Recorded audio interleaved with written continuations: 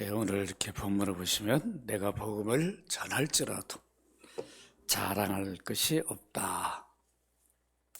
내가 전도할지라도 자랑할 것이 없다. 내가 그리스도를 전할지라도 자랑할 것이 없다. 누가 이렇게 말했습니까? 바울 사도가. 그 이유는 내가 부득불 할 일입니다.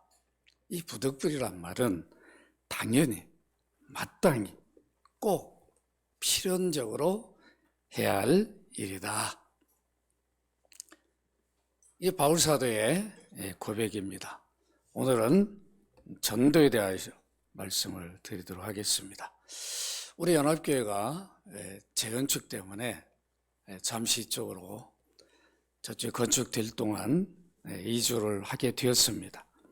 이제 사단지에서 이쪽으로 이사를 온 후에 지난 주일 오후부터 노방전도를 시작하였습니다. 그리고 주정 목요일에 권사님 몇 분들이 또 오셔서 전도를 하였습니다. 이 전도에 참여하신 성도님들은 전도지와 또 선물을 나눠주면서 여러 경험들을 하셨을 것입니다. 이 전도할 때 제일 힘든 게 뭐냐면 처음이 어렵죠. 나가는 게 어려워요. 이거 이런 부정적인 생각을 나도 모르게 한다고 꼭 이렇게 해야 되는가? 이게 뭐 효과가 있을까? 그렇죠? 이렇게 한다고 올까? 믿을까? 뭐 이런 생각 안 하시는 분도 있지만 하시는 분들도 있습니다. 그리고 오늘 나가서 또 누구를 만날지 모르니까 또 어떤 일이 벌어질지 또 염려도 되고 또 이런 분들이 있어요. 또 심장이 약한 분들은 또 어떤 질문을 또 받을까 괜히 그냥 염려하는 그런 분들도 있습니다. 이렇게 전도하도록 명령하신 주님이 우리를 다 아셔요. 그래서 주님도 제자들을 열심히 가르쳐서 전도 보낼 때도 한 사람으로 보내지 않았어요. 둘씩 짝을 지어서 보냅니다. 그게 약하니까. 여러분 같이 한번 읽어볼까요? 마가복음 6장 7절 함께 읽습니다. 시작. 12제자를 부르사 둘씩 보내시고 더러운 귀신을 제하는 권능을 주시고 누가복음 10장 1절 같이 읽습니다. 그 후에 주께서 따로 70인을 세워서 친히 가시려는 각 동네와 각 지역으로 둘씩 앞서서 보냄. 둘씩. 혼자 해도 되지만 둘이 있으면 조금 든든하죠? 그러죠? 이렇게 둘씩 보냈어요. 이 전도 자체는 쉬운 일 아닙니다. 영적인 일이니까 쉽지가 않아요. 분명히 방해가 있어요. 사단의 방해가 있습니다. 그럼에도 전도를 하다 보면 영혼들을 만나게 돼요. 그래서 그 영혼의 모습을 보면서 감사할 일이 생겨요. 기뻐할 일이 반드시 주어집니다. 우리가 지금 교회 앞에서 하는 전도이지만 여러분 전도지를 또 선물로 이렇게 주지만 다 받아가던가요? 안 받으면 돼. 어떤 분은 좀 그 표정이 그죠? 거부한 표정이 박지 못해요. 귀찮게. 또 왜 이런 길에서 왜 이런 걸 하냐고. 여러분들 아마 버스나 기차 안에서 전도하는 걸 보면 그 짜증내는 분들이 있다. 그 진리가 뭔지는 관심이 없는 거죠. 왜 이런 전철 안에서 소란을 피우는 것처럼 생각하는 분들이 있는데 이거는 다 이 사단의 방해라고 봐야 됩니다. 그런 분들은 여러분들 미워할 필요는 없습니다. 어떤 분들은 교회 건너편 가까이 살면서도 교회가 있는지도 모르죠. 우리 교회가 어딘, 이 연합교회 전도합니다. 연합교회 어디 있어요? 여기 바로 앞에 있습니다. 건너편에 있습니다. 거기가 있구나. 이렇습니다. 그러니까 우리가 평소에 모든 건물에 뭐가 있는지 다 살피지는 않아요. 그래서 교회 다니는 분들은 어이구 연합교회가 여기 있구나 이렇게 생각을 하지만, 그렇지 않은 분들은 보면서도 별로 관심이 없습니다. 그렇지만 때로는 전도를 하다 보면 정말 좋은 일 하십니다. 수고하신다고 격려하는 분도 있어요. 제가 사업을 할 때 남대문에 이렇게 전도하는 분이 계셨는데 제가 가끔 음료수도 갖다 드리고 그랬어요. 나는 저렇게 못하는데 정말 너무 잘하는, 식사도 되죠.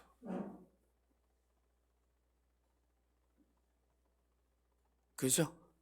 누가 전도하면 기도도 해줘야 돼요. 내가 못하니까 저분이 잘하니까 주님 저번에 전도를 통해서 들을 영혼들이 예수 믿는 은혜를 달라고 우리가 못해도 기도는 해줘야죠. 만약 필요하면 대접도 할 수 있는 이런 마음을 우리가 가져야 됩니다. 주님은 전도를 통하여 전도자에게 여러 영적 유익을 맛보게 하십니다. 해봐야 맛봐요. 핍박을 받아도 영적 유익을 누리게 합니다. 조롱을, 비난을 받아도 그걸 통해서 내가 본래 저랬던 사람인데 나는 지금 전하는 사람이 됐잖아. 그러니까 영적 유익을 누리게 합니다.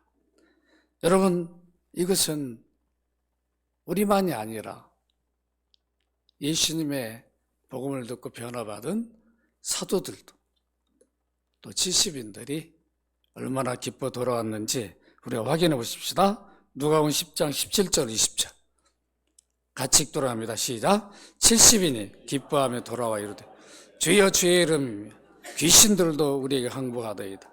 예수께서 이르시되 사탄이 하늘로부터 번개같이 떨어진 것을 내가 보았노라. 내가 너에게 뱀과 전갈을 밟으며 원수의 모든 능력을 제어할 권능을 주었으니 너희를 해칠 자가 결코 없으리라. 그러나 귀신들이 너희 항복하는 것으로 기뻐하지 말고 너희 이름이 하늘에 기록된 것으로 기뻐하라 하시니라. 아멘. 너희 이름이 어디에 기록됐다고요? 하늘에. 우리가 전도를 할 수 있다는, 이미 내가 구원받은 자, 하늘에 내 이름이 기록된 자니까 전도를 하는 거죠. 이런 얼마나 감격할 일이. 오늘날은 전도하다가 봉변을 당하나 핍박을 받는 일은 선교지에는 거의 없어요. 과거에는 핍박을 받았어요. 집안 중에 한 사람이 누구 예수 믿으면 핍박을 받았어요. 지금은 그러지 않습니다. 우리 선배님들 얼마나 힘들었겠습니까? 한 100여 년 전에 처음 복음을 받고 유교 불교에 찌들렸던 그런 우리 선조들인데 그들에게 전도한다는 것이 얼마나 힘들고 어려운 일이었겠냐고. 어느 때는 생명 위협을 느끼는 일도 있고, 우리 제사를 안 지내면 이거 큰일 나는 일이잖아요. 그럼 어떻게 합니까? 너는 그냥 우리 가문이 아니다. 이렇게까지 하는 분들도 제가 보았어요. 전도는 그리스도인의 사명이자 의무입니다. 따라서 전도는 그리스도인들의 사명이다, 의무입니다. 해도 되고 안 해도 되고 반드시 해야 돼. 부득불 꼭 해야 돼. 당연히 해야 할 일입니다. 그렇다면 왜 해야 되는가? 전도를, 이걸 우리가 좀 알아야 되겠죠. 그리스도인들이 전도를 해야 하는 이유가 무엇인가? 이 첫 번째로 인간의 부패한 본성 때문에 전도를 반드시 해야 돼. 인간은 부패한 본성을 갖고 있어요. 이 타락한 본성. 아담이 하나님 앞에 반역죄를 범한 이후에 그 후손들은 이미 그 DNA를 가지고 태어나요. 아무 죄를 가르쳐주지도 않아도 그 본성 때문에 그 부패하고 타락한 그 속성이 모든 인류 안에 다 있어요. 누구에게도. 이 본성은 하나님을 찾지 않습니다. 하나님이 창조한 세계에 살면서 인정하지 않습니다. 절대자 정도로만 얘기하죠. 조물주라고 얘기하지. 하나님이란 말 안 해요. 창조자 하나님이라고 말을 안 붙입니다. 왜 그런가? 자연을 보면서 분명히 누가 만드신 분 있을 텐데 그 생각을 안 해요. 그러고는 부정해버리죠. 그 이유는 타락한 본성 때문에 그래요. 이미 양심이 말해도 부정해버립니다. 로마서 1장 28절 31절까지 한번 읽어보십시다. 함께 읽도록 합니다. 시작. 또한 그들이 마음에 하나님 두기를 싫어하며 하나님께서 그들을 그 상한 마음대로 내버려 두사 합당하지 못한 일을 하게 하셨으니 곧 모든 불의, 추악, 탐욕, 악의가 가득한 자요 시기살인, 분쟁, 사기, 악독이 가득한 자요 수근수근한 자, 비방하는 자요 하나님께서 미워하신 자요 능욕하는 자요 교만한 자요 자랑한 자요 악을 도모한 자요 도모를 허행한 자요 우매한 자요 배악한 자요 무정한 자요 무자비한 자라. 이게 타락한 본성을 가진 자들의 모습이에요. 그리스도인 가운데 이런 마음을 가지면 안 되겠죠? 이미 그 마음에 하나님 두기를 싫어합니다. 하나님 두기를 싫어하니까 하나님 찾지도 않죠. 하나님 존재를 부정해버립니다. 로마서 3장 11절 같이 읽습니다. 시작. 깨달은 자도 하나님을 찾는 자도 없다. 이렇게 인간의 타락한 본성을 그대로 두면 하나님 없는 삶을 살아요. 예수 그리스도 없는 삶을 삽니다. 그러면서 하나님 섬길 자리에 우상을 하나님처럼 섬기며 살아갑니다. 여러분 그런 모습을 보면 얼마나 안타깝냐. 지금 불신자들의 삶의 모습이에요. 그것을 보면서 우리는 불쌍히 여기고 안타까운 마음을 가져야 됩니다. 로마서 1장 21절 25절 같이 한번 읽도록 합니다. 시작. 하나님을 알되 하나님을 영원롭게도 아니하고 감사하지도 아니하고 오히려 그 생각이 허망해지며 미련한 마음이 어두워졌나니 스스로 지혜있다 하나 어리석게 되어 썩어지지 아니한 하나님의 영광을 썩어질 사람과 새와 짐승과 기어다니는 동물 모양의 우상으로 바꾸었느니라. 그러므로 하나님께서 그들의 마음을 정욕대로 더러움에 내버려두사 그들의 마음을 서로 욕되게 하게 하셨으니 이는 그들이 하나님 진리를 거짓 것으로 바꾸고 피조물들을 조물주보다 더 경배하고 섬김이라. 주는 곧 영원히 찬송할 이시로다. 피조물을 조물주보다 더 경배하고 섬겨요. 우리나라 안에도 지금도 있잖아요. 선교제가 보면 더 있죠. 이것이 지금 현실입니다. 인간을 부패하고 타락한 본성은 하나님을 부정해. 그러니까 그들을 향하여 우리는 복음을 전해줘야 돼. 복음을 전하지 아니하면 그들은 돌아올 수 없어요. 그리스도를 믿어야 그들이 창조자 하나님을 알게 되고 믿게 되고 섬기게 됩니다. 그래서 우리가 전도를 해야 합니다. 두 번째로 왜 우리가 전도를 해야 되는가? 주 예수를 믿음으로 성령을 받아 그리스도의 증인이 되었어요. 여러분 예수 믿으시죠? 예수 믿는 자는 성령을 받게 되었다. 예수 믿을 때 성령을 받습니다. 그러니까 이미 그리스도인이 되었다는 것은 그리스도의 증인이라는 거예요. 성령을 주신 목적이 뭐라고 그랬죠? 그리스도의 증인 되는 거예요. 너희가 지금 이미 나를 믿지 않느냐? 예수 그리스도가 누구인 줄 알고 있지 않느냐?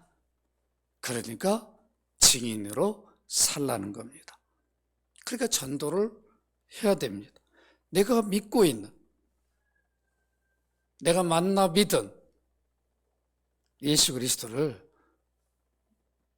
전하는 것이 증인이에요.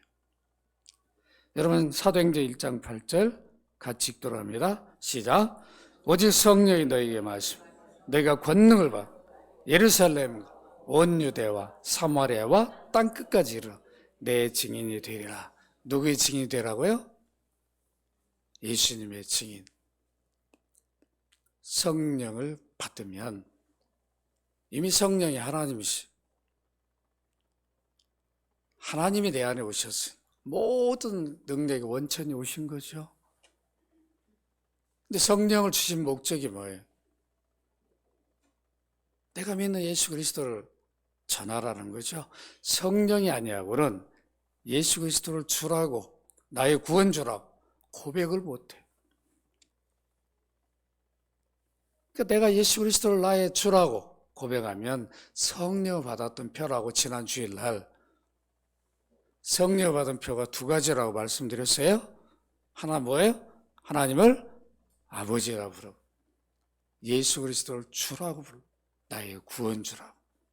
이거는 성령을 받지 않고는 절대로 고백하거나 인정하지 못합니다. 우리 하나님은 여러분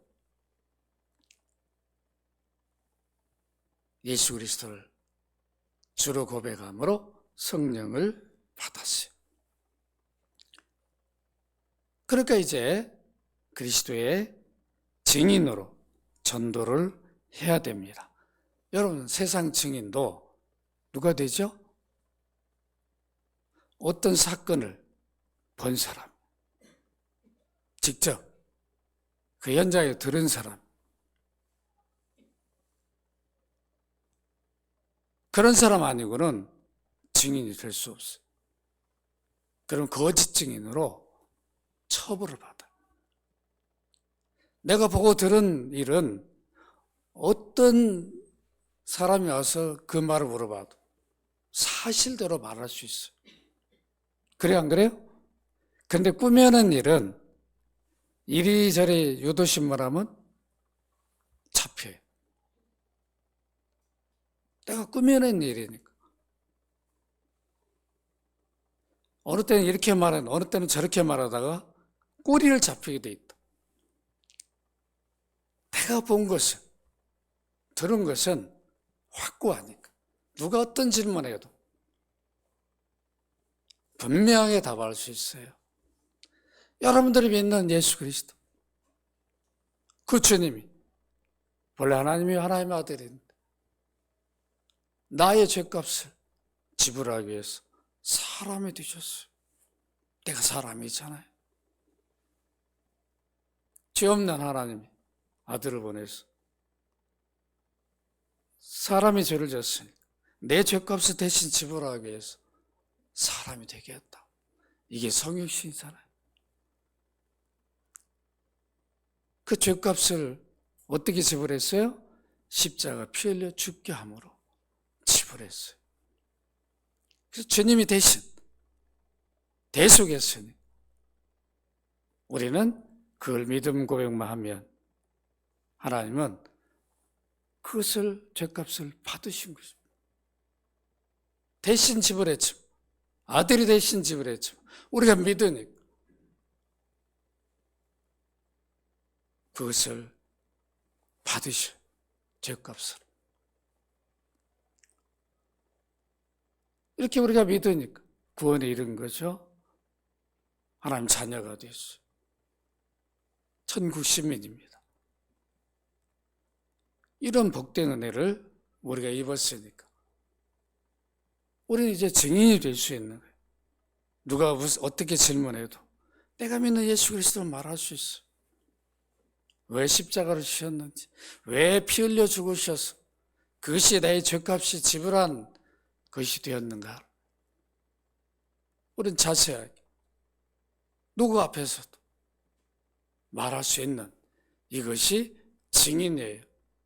그러니까 그리스도의 증인이 될 수 없다는 것은 안 믿는 사람이 될 수 없는 거죠. 믿는다면 누구도 증인이 될 수 있어야 합니다. 근데 증인이 믿기는 믿는데 증인이 되지 못하는 분이 있어요. 담력이 약한 분이 있어요. 누구 앞에 서면 떨리고 그런 분들이 있어요. 심적으로. 이런 분들은 기도를 해야 돼요. 주님, 내가 저 영혼에게 전도하고자 하는데 너무 제가 마음이 약해서 말도 안 할 줄 모르고 두렵습니다. 그러나 저 영혼이 복음을 받아야 되는데 제가 전도하고자 하오. 담대함, 담력을 달라 기도해야 돼.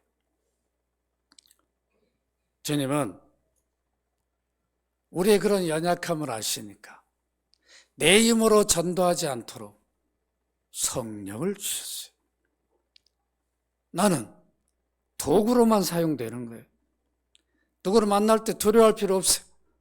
내가 무슨 말을 할지 모르겠지만 주님이 명령했으니까, 사명을 줬으니까 나는 가서 전해야 되겠다. 여러분 가서 만나기만 하면 돼. 그럼 성령이 그 영혼에 필요한 말을 가르쳐 주셔. 생각나게 주십니다. 성령은 그리스도의 영이에요. 그리스도가 하신 일들을 전하게 준다. 믿으시기 바랍니다. 그러니까 성령을 믿고 전도하면 됩니다. 그래서 여러분들은 두려워할 이유가 없어요. 성령이 나로 하여금 복음을 전하도록 도우십니다. 셋째로 우리가 왜 전도를 해야 되는가? 전도는 그리스도의 사명인데 왜 해야 되는가? 그 이유는 하나님은 사람을 전도할 때, 사람을 구원하는데 전도의 방식으로 합니다. 전도의 방식으로 사람을 구원하시. 참, 왜 이 방식일까? 하나님 대신 구원의 방식이에요. 고린도 1장 21절 같이 읽도록 합니다. 시작. 하나님의 지혜에 있어서 이 세상이 자기 지혜로 하나님을 알지 못하므로 하나님께 전도에 비례하는 것을 믿는 자들 구원하시기를 기뻐하셨도다. 왜 바울은 전도에 뭐라 붙였어요? 비례라는 것으로.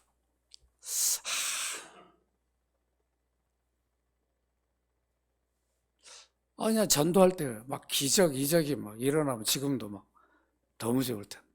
안 그래요? 예수 믿어라. 갑자기 막 전도하면 막 불이 막 떨어져가지고 안 믿을 수밖에 없고. 이러면 막 전도가 너무 쉬울 거 아니에요? 그렇게 하죠. 그렇게 해가지고 전도 못할 사람이 어디 있어?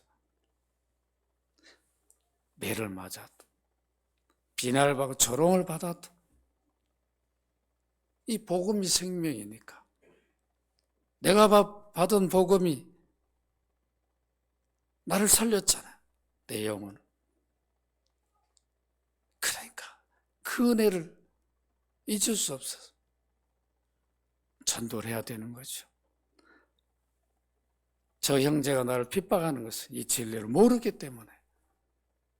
그렇지만 내가 복음을 전해서 저가 구원에 얻는다면 저 형제는 나보다 더 주님 앞에 놀라 쓰임받을 수 있겠구나. 이런 마음이 있다면 우리는 얼마든지 전도할 수 있어요. 전도가 얼마나 미라는 것처럼 보입니다. 참 나가서 전도하려면 참 그렇잖아요. 그런데 미련한 게 아니에요. 하나님 지혜로 만드신 구원의 방식입니다. 십자가도 하나님 지혜로 만드신 구원이라. 그걸 믿는 자에게는 능력이 되는 거죠. 믿지 아니한 자에게는 미련하게 보이는 거예요.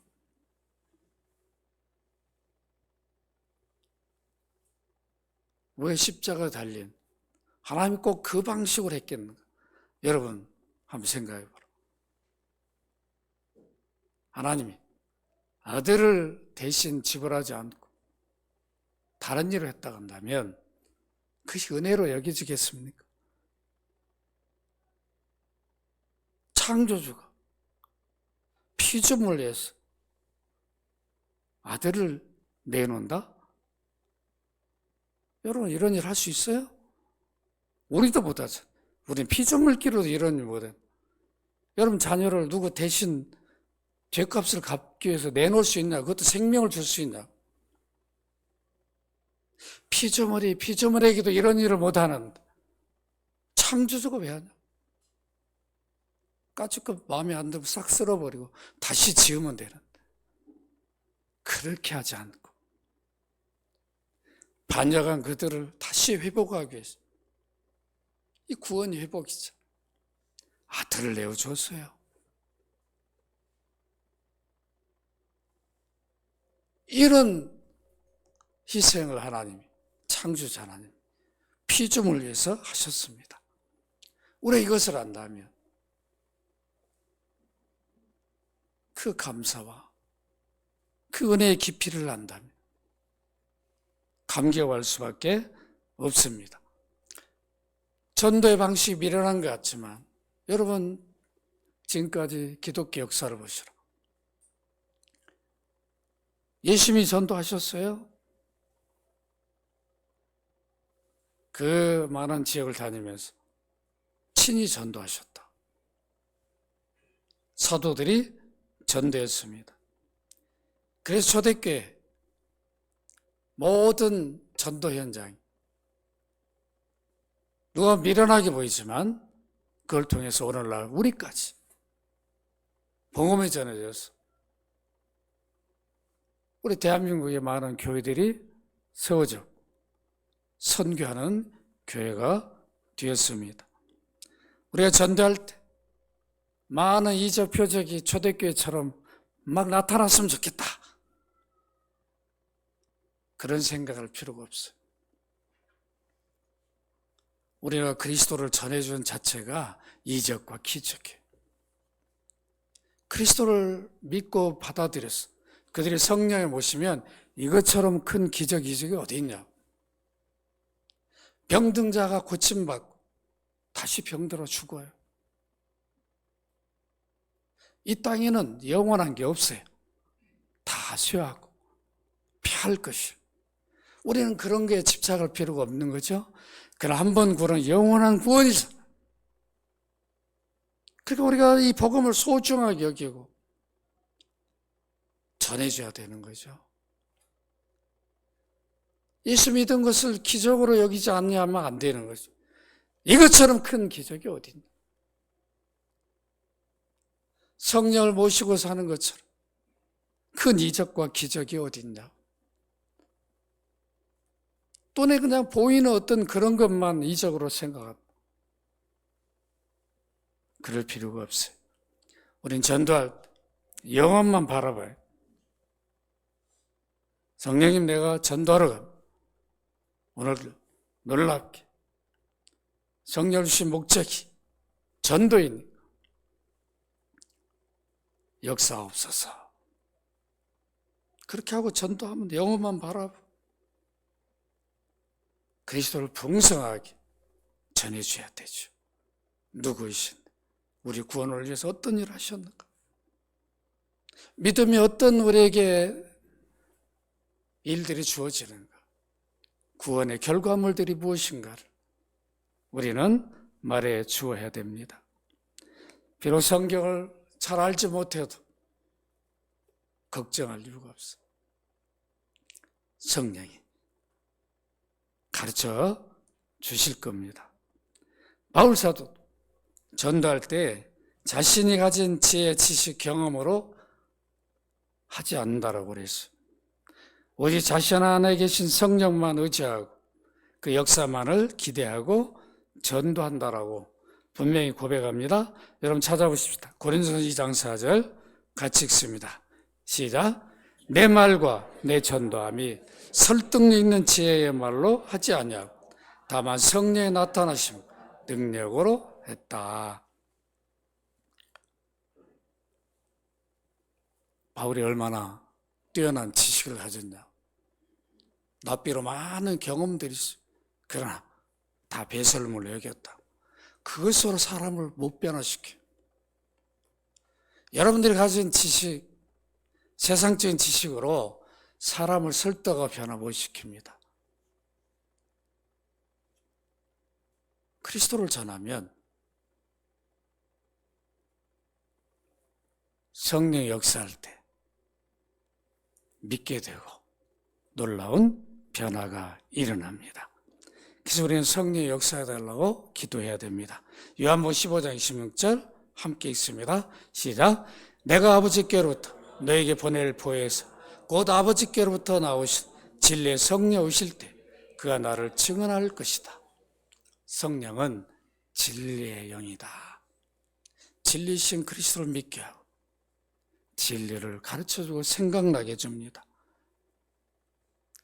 그래서 여러분들이 성령을 믿고 성령의 역사하심을 믿고 전도하시면 됩니다. 우리 대한민국도 초창기에는 선교사들이 많은 핍박을 받았어요. 순교도 했습니다. 그러면서도 포기하지 않고 전도하셨어요. 해주었어요. 그래서 오늘날 우리가 이렇게 그리스도인이 되었어요. 우리가 믿는 종교를 뭐라고 부르죠? 기독교라고 말하죠. 그리스도교. 그러니까 하나님을 말하는 게 아니라 그리스도를 말해줘요. 그래야 구원의 일이 일어납니다. 로마서 8장 17절 같이 한번 읽도록 합니다. 시작. 자녀이면 또한 상속자 곧 하나님의 상속자 그리스도와 함께한 상속자니 우리가 그와 함께 영광을 받게 하여 고난도 함께 받아야 할 것이니라. 우리가 영광만 생각하지 말고 전도하다가 복음을 전하다 때로는 고난도 받을 수 있어요. 핍박도 받을 수 있어요. 그것이 내가 그리스도인이 되었다는 표잖아요. 그 삶의 의무를 감당하고 있다는 증거입니다. 디모데후서 1장 8절 같이 읽습니다. 시작. 그러므로 너는 내가 우리 주를 증언함과 또는 주를 위하여 갇힌 자 된 나를 부끄러워하지 말고 오직 하나님의 능력을 따라 복음과 함께 고난을 받아라. 바울이 복음 때문에 감옥에도 갇히고 매도 맞았어. 이 태장. 여러분 우리가 사극을 보면 곤장을 맞는 거 봤잖아요. 곤장 때리면 가만히 있던가요? 막 떨잖아요. 얼마나 아픈. 비록 사극이지만. 한번 여러분 우리가 수련회 가서 한번 맞아보자고요. 이게 태장은 맞으면 엉덩이가 죽이 된다고. 이 죽이 되는지 뭔지 아시죠? 다 무너지는 거죠. 엉덩이 살이. 40대로만. 하나 감암매라고 했어요. 39대를 맞았어요. 왜 39대라고 그랬죠? 세는 사람 잘못 세면은 자기가 맞아야 돼. 분명히 40했는데 41대 때렸으면 때린 사람이 맞아야 돼. 그러니까 혹시 몰라 셈 잘못했을지 몰라 하나를 감해요. 39 하면 그만둔다고. 여러분 얼마나 이 태장이 아파. 바울은 생명의 복음을 전해주는데 그걸 듣는 자들은 그걸 거부하고 이렇게 태장으로 맞고 그래요. 그래도 바울은 나의 주님 더 이상 못하겠습니다. 그런 적이 없어요. 우리가 받은 복음이 이렇게 선교사님들이 목숨 걸고 고난을 받으며 전해준 값진 것이에요. 지금도 많은 선교지. 오늘도 우리 백선교사님 지금 와 계신 참 선교제 우리가 생각하지 못한 많은 핍박들이 있다. 가족들이 경험하는 그 아픔들, 어려움들은 우리의 상상을 초월하죠. 우린 그런 걸 다 잊어버리고 산다. 우리는 다 이렇게 성령을 모셨고 받았으니 복음을 전해줘야 됩니다. 증인입니다. 예수님도 분명히 마가복음 1장 38절 39절에 이렇게 말씀합니다. 같이 한번 읽으십시다. 시작. 이르시되 우리가 다른 가까운 마을로도 가자. 거기서도 전도하리니 내가 이 일을 위하여 왔노라 하시고 이에 온 갈릴리 다니시고 그대의 여러 회당에 전도하시고 또 귀신들을 내쫓으시니 복음을 받으면 사단의 종인 귀신들이 다 떠나가는 거죠. 성령을 모시니까. 성령 아버지와 아들이 함께 하시죠. 그래서 우리가 반드시 복음을 전해줘야 됩니다. 이제 예수님의 전도하는 모습을 본 사도들이 전도를 합니다. 여러분 사도행전 5장 42절 마가복음 3장 14절 먼저 읽도록 합니다. 시작. 이에 12를 세우셨으니 이는 자기와 함께 있게 하시고 또 보내사 전도도 하며 예수님 직접 전도하며 본을 보이셨죠. 또 제자들도 전도하도록 했습니다. 사도행전 5장 42절 함께 있습니다. 시작. 그들이 날마다 성전에 있든 집에 있든 예수는 그리스도라 가르치고 전도하기를 그치지 아니하고 사도들은 예수님이 누구냐고 가르쳤지 하나님이 누구냐고 말하지 않았어요. 예수 믿음이 하나님을 믿음이잖아. 예수를 믿어야 구원이 이르잖아요. 구원자로 보내셨으니까 예수를 믿어야 구원을. 예수를 그리스도라 말하는 이유는 구원의 일을 하기 위해서 그 삼중직을 가지신 거잖아요. 복음이 뭐라고 그랬죠? 복음은 그리스도의 인격과 구원 사역이라. 제가 마르고 닳도록 말씀드렸어요. 따라서 복음은 그리스도의 인격과 구원 사역이다. 그리스도가 누구인가? 원래 하나님의 아들인데 구원 사역. 원래 하나님의 아들인데 우리 구원을 위해서 어떤 일을 했나 그걸 풀어서 설명해 주는 것이 복음이. 이것처럼 기쁜 일이 어디냐? 기쁜 소식이 어디 있어? 그것도 풍성하게 자세하게. 구약은 이렇게 구원주의 약속이었는데 이 약속대로 오셨어. 이 일을 이루셨다. 구약의 모든 역사도 우리 구원을 위한 역사였다. 이렇게 우리가 말해줄 수 있어야 됩니다. 마지막으로 왜 우리가 전도를 해야 되는가? 그리스도인들은 복음의 빚진 자이기 때문입니다. 뭐의 빚진 자라고요? 복음의 빚진 자예요. 여러분들 복음을 받았잖아요. 내게 누군가 복음을 전해줬어. 저에게도 전도해 준 사람이 있다. 그분이 저를 전도했지만 이렇게 목사가 될 거라 생각도 못했죠. 여러분들이 전도한 분이 목사가 되고 선교사가 되었어. 많은 영혼들을 구원하는 일에 쓰임받고 있다면 우리가 전도를 게을리하면 안 되겠죠? 그렇죠? 나보다 더 능력 있게 얼마든지 쓰임받을 수 있다. 우리는 복음의 빚진 자라는 것을 잊지 말아야 됩니다. 아직도 우리 주변에는 이 복음이 뭔지를, 그리스도가 누군지를, 성탄절을 보내면서 관심이 없어요. 부활절에 다 계란도 먹어봤어요. 제가 전도하면 다 물어봤어요. 성탄절에 한번 예배당 가본 적도 없는데, 아유, 가봤죠. 성탄이 뭔지도 모르는. 우리 교회가 그걸 깊이 있게 못 가르친 거죠.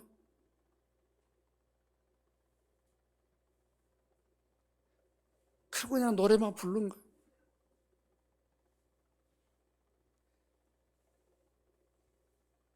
크리스마스 캐롤이 성탄절로 바뀌어버린 거예요. 인류 구원주가 하나님의 아들이 사람이 된 날인데 이걸 깊이 모르는 거죠. 부활절을 보내면서 부활의 깊이를 잘 몰라요. 우리가 복음의 빚진 자니까 이 빚을 갚아야 됩니다. 갚아야 우리 안에 자유함이 있습니다. 우리는 멀리 보지 말아야 돼요. 가까이 우리 가족들 여러분 보셔야 된다. 부모님들 아직도 안 믿고 있다. 여러분 심각한 거죠. 만사를 지켜놓고 이 일에 힘써야 돼. 제가 다 경험했어요. 저는 막 그 일에 목숨을 걸었다. 여러분들도 해야 한다. 가장 큰 효도가 뭐예요? 이 땅에 다 사라지고 쉬할까? 아무리 잘해드려도 그 영원하지 않아요. 돌아가실 때 가지고 갔던가요? 의미가 없어요. 복음은 들어서 예수 믿게 되면 영원해. 영원한 것. 영원한 걸 소유한다. 이 일을 우리가 해야 되는 거 아니에요? 부모님이 예수 안 믿고 연로하신데도 관심이 없다면 이것처럼 불효가 어디 있냐고. 최선을 다해 복음을 전해야 돼. 내가 믿게 할 수는 없어요. 그러나 복음은 전해줘야 돼. 우리의 사명이, 의무예요. 믿기는 내가 하는 게 아니에요. 성령이 하실 거예요. 성령께 맡기고 최선을 다해서 눈물, 씨를 뿌려야 됩니다. 이게 없다면 여러분들 아직도 빚진 자 삶을 살지 않고 있는 증거예요.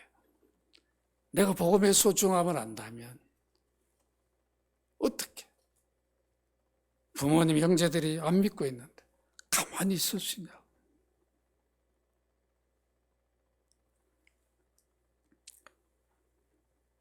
바울 사도도 이 마음을 품고 많은 지역을 다니며 복음을 전했습니다.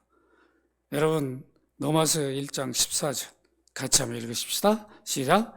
헬라인인, 야마인, 지혜 있는 자는 어리석은 자에게 다 내가 빚진 자다.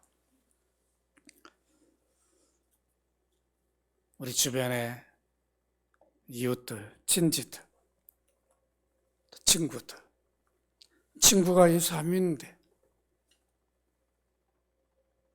늘 가까이 있으면서 교제하면서도 예수 믿으란 말 한 번도 안 한다면 우리 회개해야 됩니다. 친구가 전화 오면 그냥 서로 일상적인 대화만 하면 안 되고, 예수 믿어라, 내 기도하고 있다, 가까운 교회 다녀라, 그게 부끄럽습니까? 해야죠. 그 소리가 듣기 싫어 전화 안 할지라도 우리 해줘야 됩니다. 이게 복음을 전하는 빚진 자의 삶의 모습입니다. 이웃들의 가장 큰 선물이 무엇입니까? 복음이에요. 따라서 합시다. 우리 이웃에게 가장 큰 선물은 복음이다. 우리 가족들, 친지들에게 가장 이 세상에서 큰 선물이 복음이에요. 여러분, 이것을 알아야 돼요. 그 영혼을 바라본다면 우리는 복음을 전할 수 있습니다. 말씀을 했습니다. 전도에는 여러 방식이 있어요. 우리가 지금 하고 있는 노방전도, 교회를 알리는 거죠. 여기 있다. 그리고 이제 1대1 전도가 제일 좋긴 해요. 충분히 시간을 가지면서 상대방 얘기도 들어주면서 또 부정적인 생각도 어떻게 하면 잘 그가 느낀 것들이니까 말해주면서 전도하는 것이 가장 효과적인 전도입니다. 우리가 직접 전도도 해야 되지만 간접 전도도 해야 돼요. 여러분, 간접 전도가 뭡니까? 내가 선교지에 나가지는 못하지만 선교사님 나가 계신 선교사님을 후원하는 거죠. 필요한 것들을 도와주는 거죠. 내가 직접 나간 건 아니죠. 선교사님들이 우리의 후원 협력을 받아서 선교함으로 간접 전도가 되는 거예요. 농어촌, 내가 농어촌 일일이 다니면서 전도할 수 없지만 우리의 협력의 중으로 하는 거죠. 기관들, 여러분들 많은 우리 주변에 기관들 있어요. 기관도 우리가 협력함으로 내가 직접 하진 않아도 우리가 후원하고 협력함을 통해서 다 복음이 전해집니다. 그래서 우리가 이러한 일을 적극적으로 해야 됩니다. 우리가 전도할 때 잊지 말할 것은 뭡니까? 그리스도를 들려줘야 된다. 그 다음에 성령이 반드시 그리스도를 들려주면 역사한다. 우리 함께 로마 10장 17절 읽고 설교를 마치도록 합니다. 시작.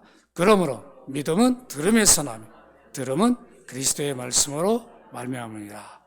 이 그리스도의 말씀은 그리스도를 선포하는 거예요. 그리스도를 들려주면 믿음이 발생합니다. 다른 거 들려주면 안 돼. 여러분들이 이러한 사명을 받았다는 것을 기억하시고 여러분들의 전도를 통해서 많은 영혼들이 주 앞에 돌아오기를 주의 이름으로 축원합니다. 거룩하신 아버지, 우리에게 예수 그리스도를 주로 믿게 하시고 성령을 주셔서 이미 우리는 복음의 빚진 자요 그리스도의 증인이기에 복음을 전하고 전도해야 할 사명이 있음을 오늘도 깨닫습니다. 우리 주변에는 아직도 이 진리를 모르고 살아가는 많은 이웃들, 우리 또 가족들, 친인척들이 있습니다. 아버지 하나님, 그들 영혼을 바라보면서 그대로 두면, 그 부패한 본성, 타락한 본성대로 두면 다 지옥을 할 수밖에 없음을 깨닫고 열심히 복음을 전하는 연합계 성도들 되게 하여 주옵소서. 주 예수 그리스도 이름으로 기도합나이다. 아멘.